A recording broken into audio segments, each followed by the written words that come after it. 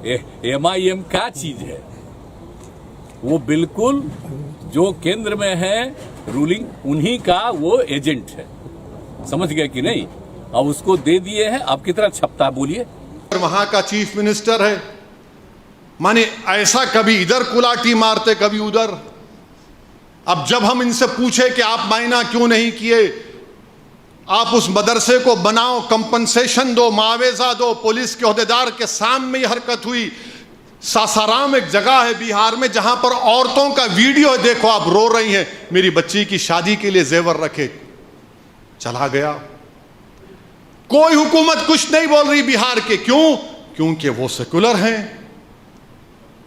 अरे भाई सेकुलर हो, कम्युनल हो, कुछ हो, बोलो ना। आप नहीं बोलेंगे। और जब हम बोलते तो वहां का चीफ मिनिस्टर बोलता असदुद्दीन ओवैसी एजेंट है।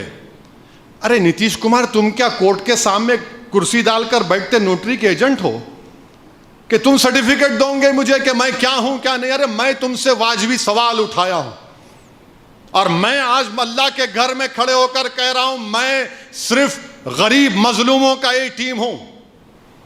मैं हालत रोजा में कह रहा हूं कि दुनिया की कोई ताकत असदुद्दीन ओवैसी को खरीद नहीं सकती, कोई ताकत नहीं खरीद सकती। मैं इलेक्शन जीतूंगा हारूंगा वो मेरे रब का फैसला है, मगर लड़ना मेरा काम है, जिम्मेदारी है, मैं करूंगा।